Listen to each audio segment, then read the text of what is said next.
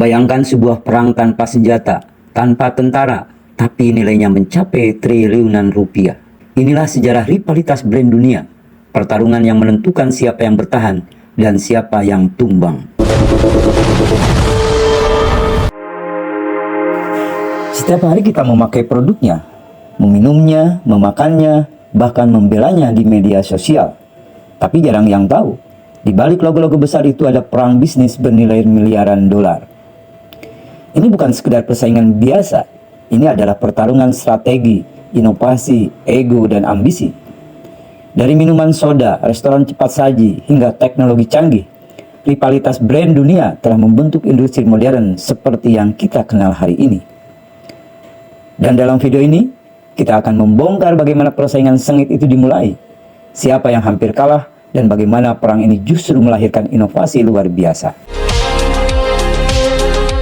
Segmen yang pertama, kita akan coba membahas tentang Coca-Cola vs Pepsi, di mana inilah merupakan perang soda. Rivalitas ini dimulai lebih dari 100 tahun lalu. Coca-Cola lahir lebih dulu pada tahun 1886 dan dengan cepat menjadi minuman favorit di Amerika. Brand ini identik dengan tradisi, keluarga, dan kebahagiaan. Namun beberapa tahun kemudian muncullah pesaingnya, yaitu Pepsi. Pepsi sempat bangkrut 2 kali, tapi mereka tidak menyerah. Strategi mereka berbeda.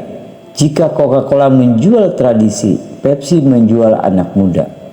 Puncak perang terjadi tahun 1975 saat Pepsi meluncurkan kampanye legendaris, yaitu Pepsi Challenge, tes rasa buta yang menunjukkan banyak orang memilih Pepsi dibanding Coca-Cola.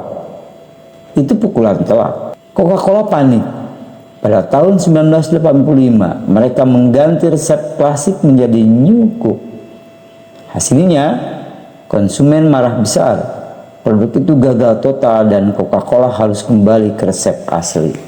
Pelajaran pentingnya adalah dalam persaingan, mendengarkan pelanggan jauh lebih penting daripada sekedar mengalahkan rival.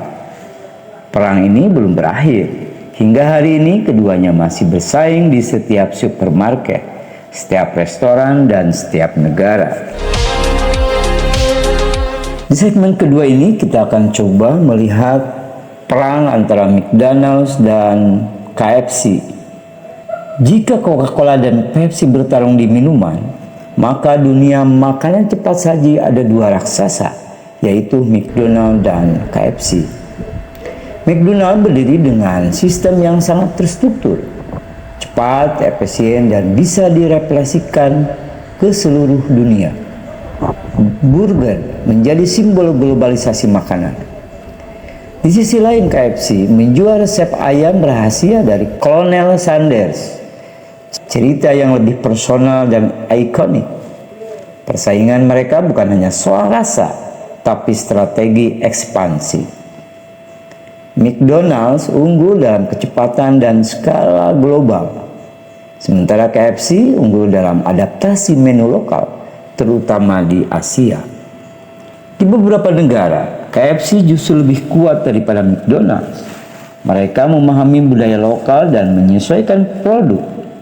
Rivalitas ini membuktikan bahwa dalam bisnis global, strategi tidak bisa satu ukuran untuk semua. Perang teknologi akan kita lihat di segmen 3 ini, yaitu perang antara Apple Inc. dengan Samsung. Masuk ke era modern, perang brand menjadi lebih kompleks. Apple dikenal dengan desain elegan, ekosistem dan eksklusif, dan loyalitas pelanggan yang luar biasa. Sementara Samsung datang dengan inovasi cepat, variasi produk luas, dan teknologi layar terdepan. Persaingan mereka memuncak pada perang paten global. Keduanya saling menggugat miliaran dolar atas desain dan teknologi smartphone. Ironisnya, Samsung juga menjadi salah satu pemasok komponen utama untuk produk Apple. Mereka bertarung di pasar, tapi tetap bekerja sama di pabrik. Rivalitas ini mendorong inovasi besar. layar OLED, kamera canggih, chip lebih cepat, konsumenlah yang akhirnya diuntungkan.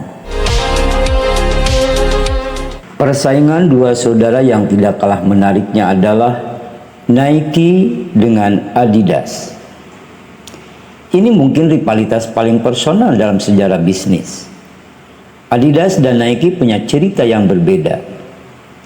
Adidas lahir dari konflik dua saudara di Jerman yang memisahkan bisnis keluarga mereka.